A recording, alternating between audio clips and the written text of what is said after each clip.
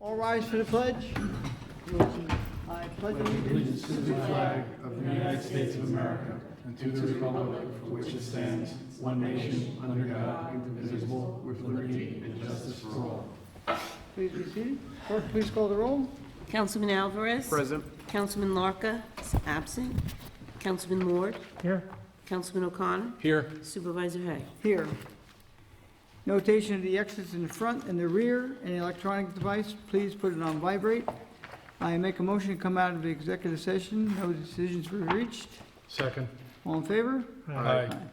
Next on the agenda tonight is a public hearing for the sign law. I'll waive the reading of the sign law public hearing notice.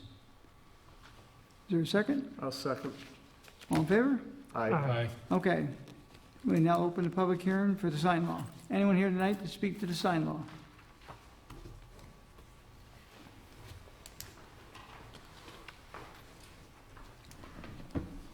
Good evening, I'm Kathy Croft, and I live in the town of Southeast. I had a question under the temporary signs.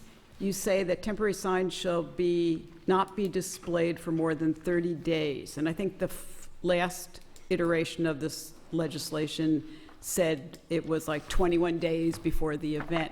So here's my question. I have a sign, I put it up for 30 days, I take it down for a day, I put it up again for 30 days. Well, I know what you're going to do. The I'm thing not is- going to do that, you No, know, no, but but I'm it- just sort of playing devil's advocate. Certainly, I mean, if someone were to do that, it would be difficult to enforce. Yeah, But I mean, the idea is to try to regulate the best we can signs that are meant to be temporary and are just for events or things like that. We went to great lengths to try to make our temporary sign law as generic as possible because our temporary sign law was struck down because it was too content-based. And, but you make a very good point that, and the only way that we could avoid that possibility is by having a permitting scheme for temporary signs, which we don't have the staff, and we discussed it. right, it would We be don't have the onerous, staff yeah. or the finances to undertake that kind of a thing for any time somebody wanted to, especially when you're like, we'll use political events for lack of a better. There are times that signs go out at this time of year, and if somebody wanted to do it at not the normal election time, then it would be limited to 30 days. The reality is that if you had a sign on your private property and you were advocating for a candidate or a position or some, it's the First Amendment. The First Amendment allows great latitude, so that we couldn't really, without potentially violating your constitutional rights, force you to take it down. And then another question, you want to have either labels or stickers or something on the signs identifying who the sign belongs to. So at what point would you use that information, and what, you know, how would you, because you want phone numbers, addresses, and the name of the person. But I'm just kind of curious as far as the process. Well, I think, again, theoretically, that would be, if it didn't have the information, then it would be in violation, and we could take the sign down. Okay, but if it And did, if it did, and you were, that the person who was responsible for that sign had left it up for an inordinate period of time, we would know who to issue a ticket to. okay, so you actually have a fee structure that's attached to this? No? Not, No? not with the temporary signs. no. Okay, so when you issue a ticket, A ticket would be a violation of the zoning code, and you would have whatever the penalty provisions in the zoning code specify. I think it could be up to $250 a day, but it's up to. It's not, you know, it's not $250. you know, Okay. Tony buys houses. Okay, when you see the sign, Tony buys houses, who do you issue the ticket to? So that, with that information on there, and if not, we just pluck it out of the ground. Got it. No, I was just curious as to, the follow-through. So, but thank you. Okay? Thank you. Anyone else? Okay, I guess we'll follow a general, we'll allow 5 additional days for written comment to come in, and I'll make a motion to do that and close that portion of the public hearing with 5 days written comment. Second. All in favor? Aye. Okay, second public hearing this evening is the accessory apartment law. Make a motion to open the public hearing and waive the reading of the notice. Second. All in favor? Aye. Anyone this evening want to speak to the accessory apartment law?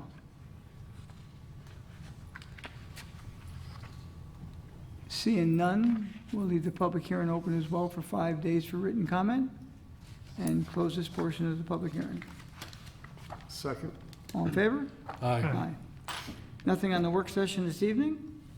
And the regular portion of the meeting is a resolution to support a traffic study for a crosswalk at Route 312 and Brewster Hill Road, that's up by the school.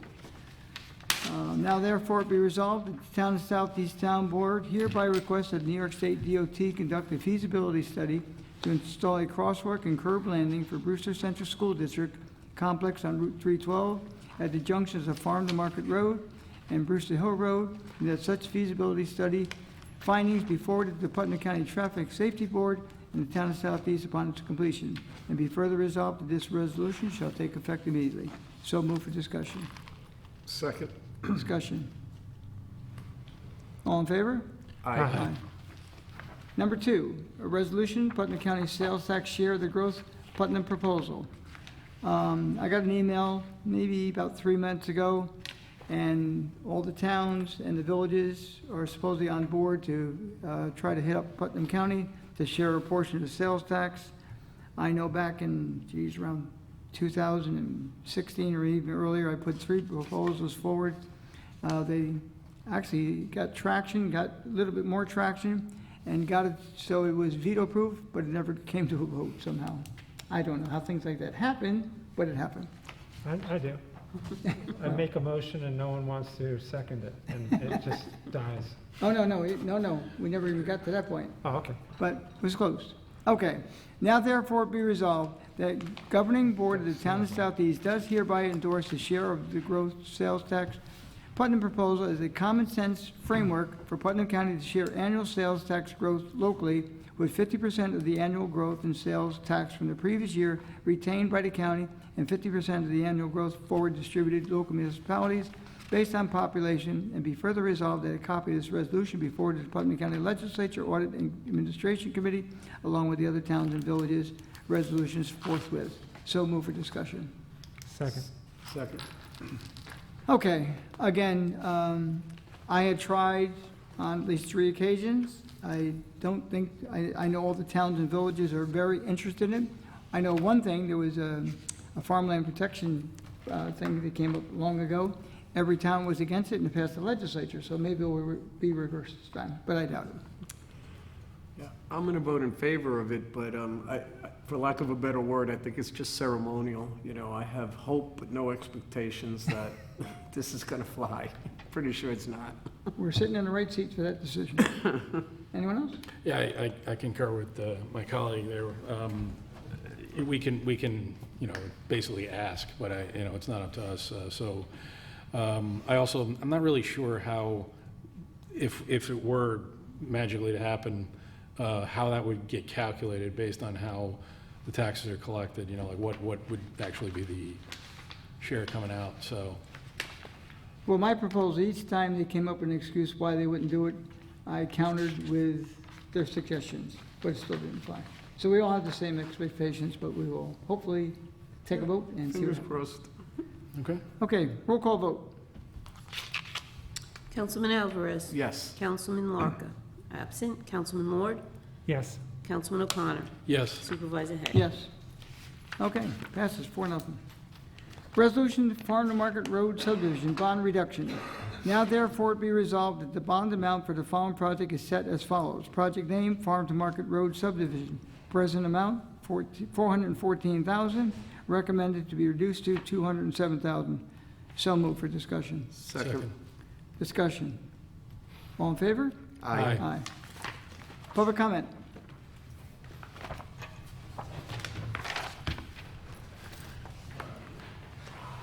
I have a comment.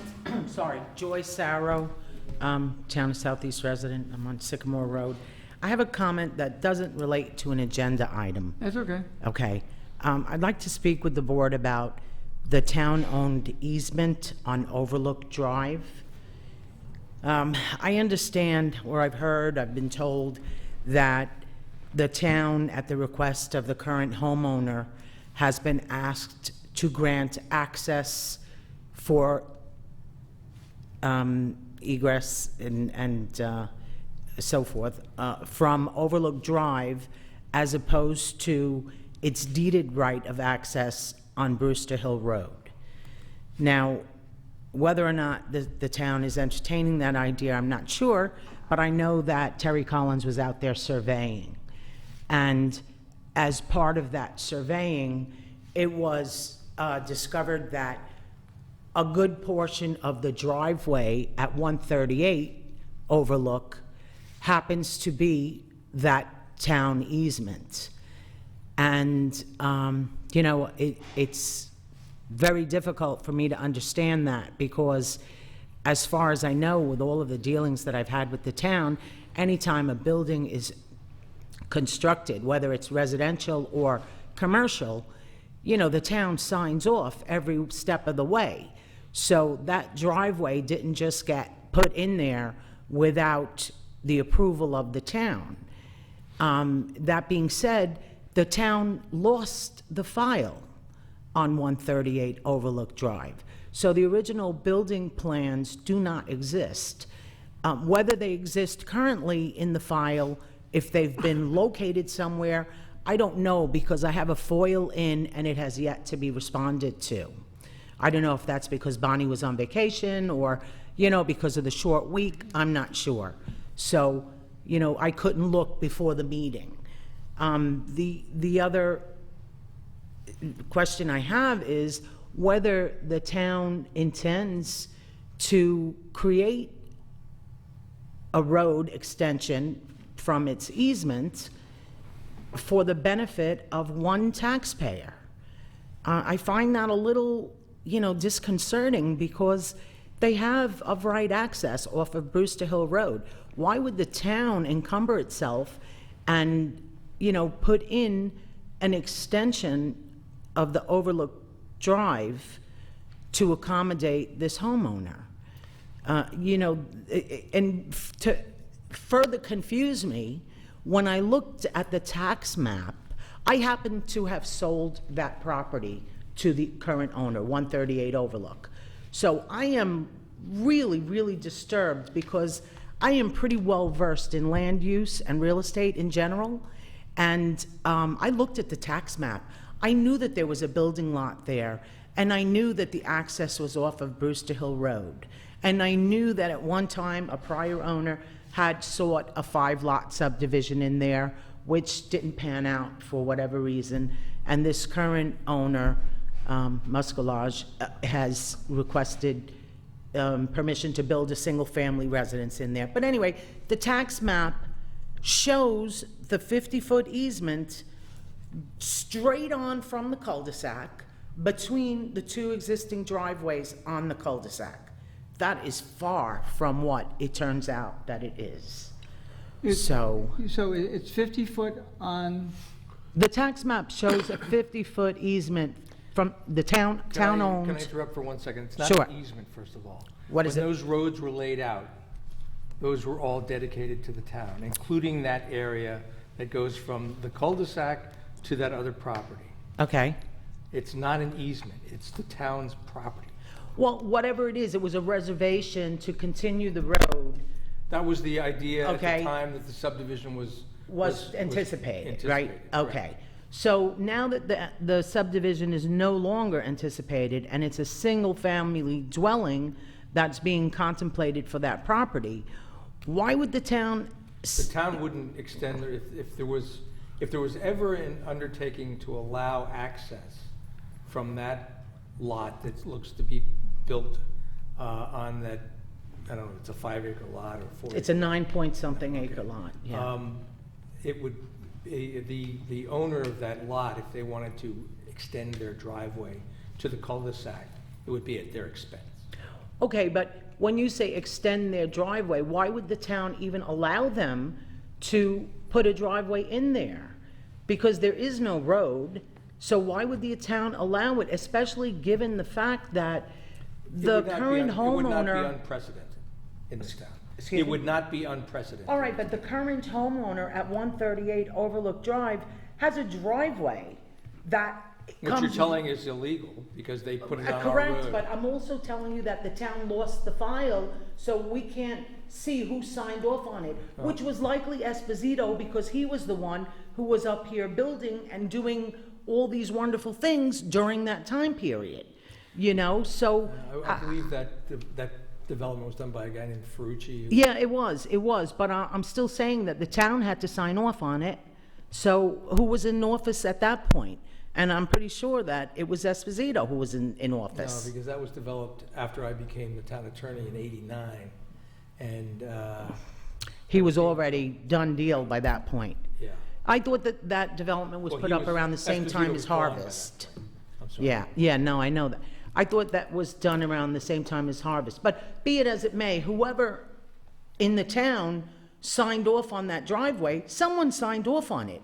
You know, there's no other way that you could say that there was an existing driveway to the road, and then, you know, after the fact, the homeowner changed it. Didn't happen, because there's no way. The town reservation goes a quarter of the way down their driveway. So their current driveway would no longer exist, okay? It would be cut off by a substantial portion, and I guess intersect with the town road that would be built by this Well, it wouldn't be a homeowner. town road. I don't think the town would have any indication or any desire to extend a road from the cul-de-sac to that property line. There's no reason why. So then how would you allow a homeowner to put a driveway in over a town reservation when he's got a natural entryway Well, I think, as I from Brewster Hill recall, Road? When that development that you were referencing earlier, that the person wanted to subdivide that 9-acre Right. parcel, there was a concern about overburdening the Overlook Development, development or Right. roadway, because of the number of houses they were looking to put in there. right. There was also, I believe, if I recall correctly, there were studies done that showed that having the access through the Overlook Road would be far superior and safer than having the access out onto Brewster Hill Road. Well, it would be far cheaper for the homeowner, that's for sure. I understand that but it's You also know. from a sightline perspective, when you have a driveway coming out, and I believe it's kind of a steep pitch there. No, it's not. It actually, I walked part of it, the town portion of it, I walked and, because Just so I understand thought, the I big thought maybe there was picture. You said- wetlands, or it was too steep, the grade was high, it's not. Yeah, there were You know. some factors that were brought to the planning board's attention back in the day. Yeah, And you probably have to review that file from the application with the subdivision to know exactly what they are. you know, I did, I looked at the file, the planning board file, I didn't notice anything on the subdivision plat, which made note of any kind of, reason. And in fact, that subdivision plat seeks access from Brewster Hill Road. Doesn't even mention Overlook Drive. So, Then my memory's failing me, because I know specifically that application was made. all right, well, okay, be that as it may, however it turns out, is it customary for the town to allow another taxpayer to have easement over their reservation at the expense of another taxpayer? How is it at the expense of another? Well, because obviously the town granted an easement or a right-of-way Did for 138. Well, they built it, was there an actual easement that was Well, I granted to don't think that there 138? was, I don't think there was, but again, I can't say because the town lost the file. So there isn't anything Well, that If exists. there's an easement, it would be recorded.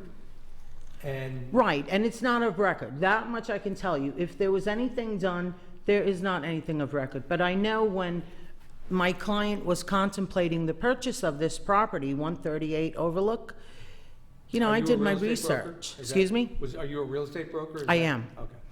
I did my research. I obtained the file from the town. At the time, COVID was still the rage, so Bonnie provided what I requested online. And as we approached our closing date, it was discovered that the file that was provided was not for the property. So then Bonnie looked for the file for 138 Overlook Drive, which I believe on the map is Lot 16, and it didn't exist. They couldn't locate it. So everything in that file is gone. The homeowner from which we acquired title had to apply for a new CO through the town, which they did. And that's how we were able to close. But again, you know, it's just very upsetting to have a tax map which shows something that is so far from reality, and then again to find out that, you know, even though the homeowner was allowed to put their driveway there, When you say it was allowed, how did they apply for a permit to do that, or the town? well, they applied for a permit from the town when they built their house In 1975. in 19, whatever it was, yeah, way back. It says 75 on Realtor.com. Okay, whenever it was. But at that point, you know, the driveway was put in, the town signed off on it because the driveway exists, nothing's been changed. I mean, if you need substantiation of that from the prior homeowner, I'm sure that they would be happy to provide that, but Let me ask you another question, Sarah. How is this impairing or impacting the owner of 138? because the town will be giving someone else the right to access a quarter of their driveway. But it's not their driveway. But it is their driveway. If the town allowed them to put it there, then it most certainly is their But there's a driveway, 50-foot you know? strip. Yes. There's a And I 50-foot saw- I strip. looked at this, I looked at an aerial GIS, and it doesn't look like 138's driveway uses the entirety of the 50-foot strip. You know what? You're absolutely right. It looks that way. But if you go out and see Terry Collins field markings, you'll see that, you know, At whose request did she go out there and field mark it? I would imagine at the town's request. No. It wasn't at my client's request. We didn't. Maybe it was at the homeowner's request on The property owner? the property owner, but why they would do that, I don't know, unless they're working with the town to get a right-of-way over that town property to come out onto Overlook Drive. That's, you know, another matter all by itself. Well, I But, think that's probably what is going on here. Right.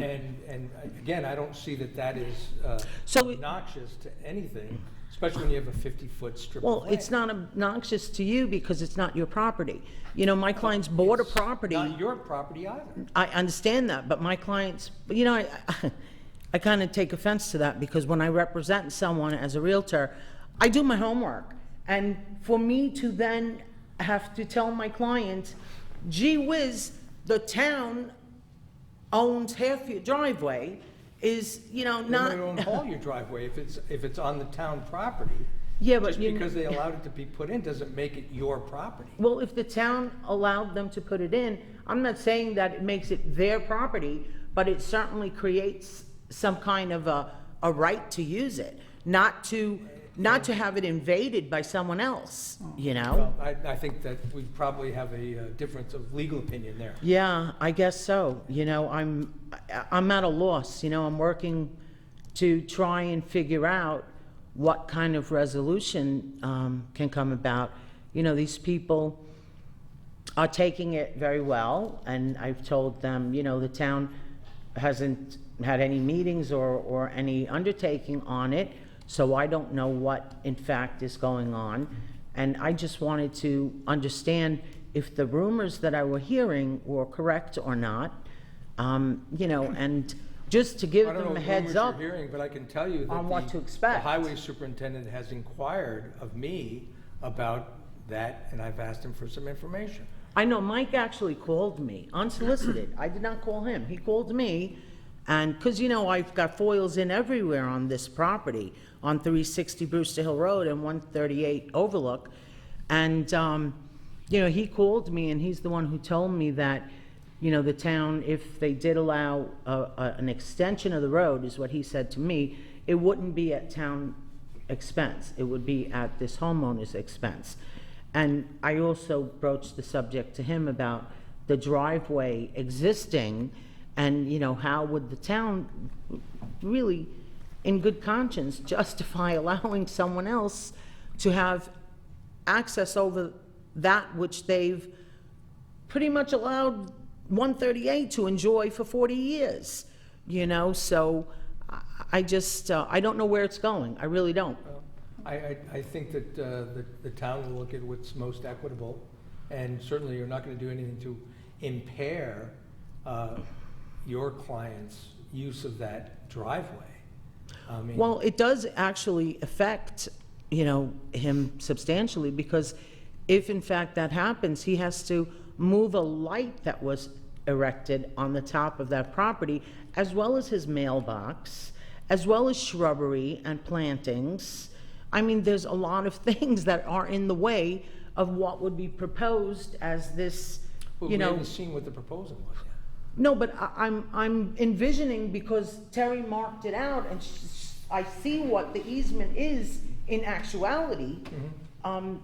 It's right through all of that. The light, the plantings, the shrubbery, the mailbox. I mean, it takes up all of that and comes down a good portion, But if, you know. if part of your client's driveway is built on property that's not theirs, Right, I understand that, Then but what I'm saying is there's the no town reason- allowed it. well, You know? the town allowed it, much the same as they would allow another person to do a driveway in that property. Granted, but does it have to be a driveway? Does it have to be I haven't my seen a client's picture of a driveway driveway? Can it be adjacent to their driveway? On You know, the that's the 50 thing. On the 50-foot strip? And it'll be I don't somewhere think in there. so, because the 50-foot strip runs from literally the right side of their driveway, if you're facing south, the right side of their driveway, across a good portion, or the entirety of their driveway at the top, and a good portion of their driveway going down about 50 feet. Well, I mean, there are many ways that we can approach this. And if you're saying that there's no file and there's no grant of an easement, I mean, the town could take the position that your client is adversely possessing property that's not theirs, and you can't have adverse possession against a municipality. Yes, and, you know, my client could take the position that the town very conveniently lost the file so that they can't prove what the town allowed and signed off on. I mean, it's a two-way street, you know? It's just, like I said, it's very disconcerting, especially with the tax map, which is the only public record that I can look at, which very definitely shows that Tax maps are reservation. not meant to be. I know that. Okay, I know that they're not legitimate, surveys but are what? meant to be- Right, they're not a survey, but they should more accurately portray the definition of a lot line, okay, and the definition of a reservation or an easement, and it does not You in find any way, town that shape, or does, form. I'd be very impressed. Excuse me? You can find any town that has more accurate, I'd be very impressed. Well, you know, I That's- think I that's have a just lot of my- experience with the town of Southeast maps. You know, I'm well-versed in them, and you're right, I don't think that anything is 100%, but like I said, what's shown on that tax map is very definitely not what is in actuality what exists. We'll bring that to So. our assessor's attention. Yes, that would be nice. Thank you. Thank you. Anyone else? Town board? I'm just looking at the street view of the property in question.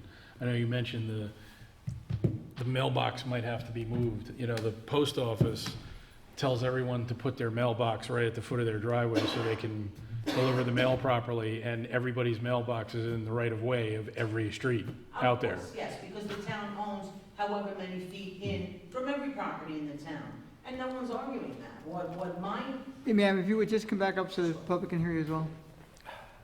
you know, what my sore spot is that, you know, the town's allowed this to exist for 40 years.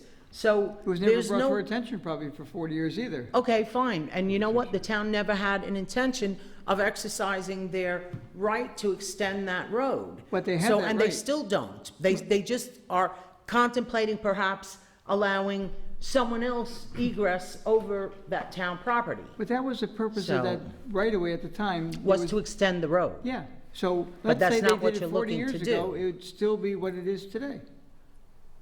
But the town is not looking to extend the road. We're not going to. Right. But it's still ours, a person can apply and has to have an easement across the Absolutely. property or whatever they end up doing. Absolutely. We have not, I have not seen here, I think they've gone to, they don't call them work sessions, but they call them Staff. a staff meeting to discuss this, possibly. But other than that, it's just hypothetical, and the only thing I heard about it someone went out there, and the access off of Brewster Hill Road, the sight line was not good, and that's why they recommended it going the opposite way. That's what I heard. Well, the sight line off of that property is the same as the sight line off the 4 or 3 adjacent driveways. No. The same elevation, same sight line. Right now, it's nowhere, it has to, I don't, does it have to go through the planning board on this, or no? No, this is really, it's the call of the highway superintendent. Okay. So, there may be no, like you said, the highway superintendent, and I mean, there would be a formal easement that should have been done when your client's house was built, but Perhaps, apparently it wasn't. right? And if the town or the highway superintendent were going to recommend that it'd be better to have this guy's driveway come across the town's property to the cul-de-sac for whatever reason, there would be a formal easement drawn. and what is your title, the title search for your client? What does this show? Doesn't show an easement, The title search picked up nothing. no. No. As a matter of fact, that was the first person I reached out to, was the attorney who represented my client, Who was?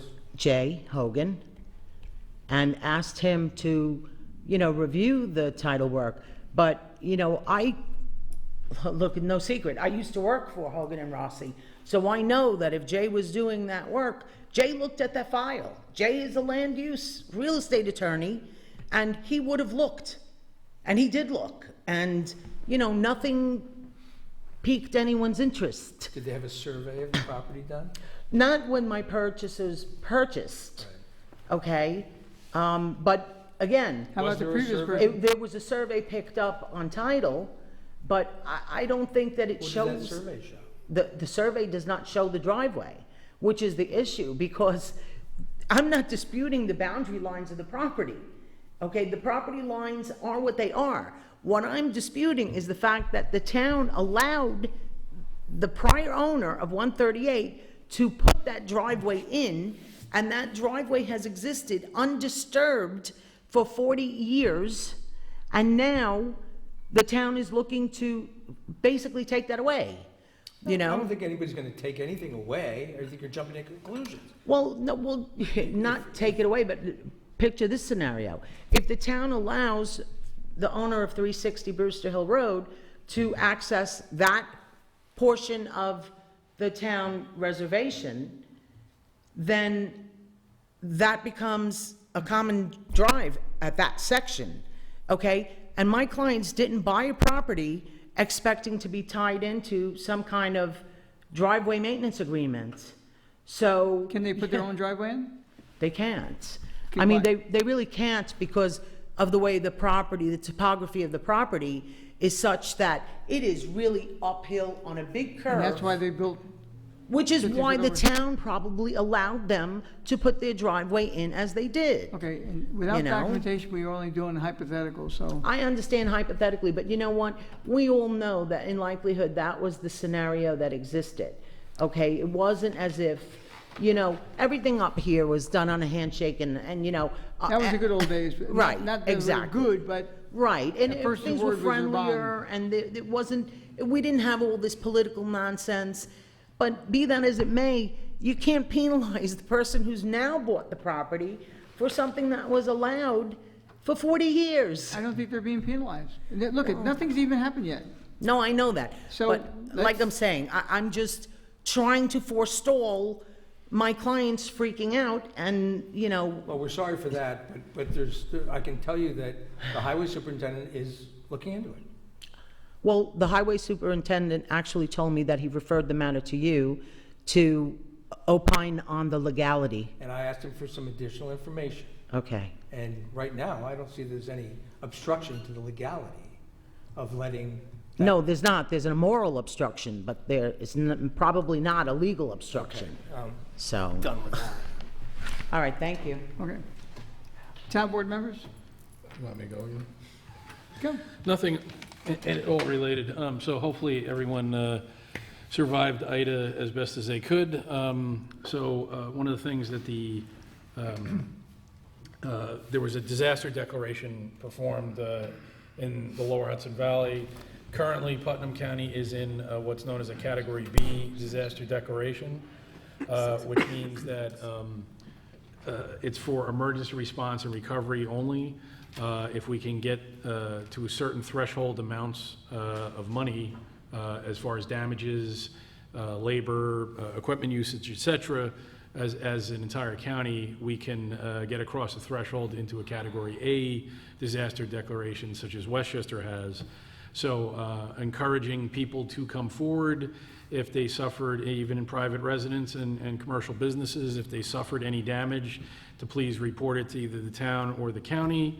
And as FEMA is looking to collect that data, and I know we had some issues. Holly Stream had a bridge washout on private property, and we're looking at that right now.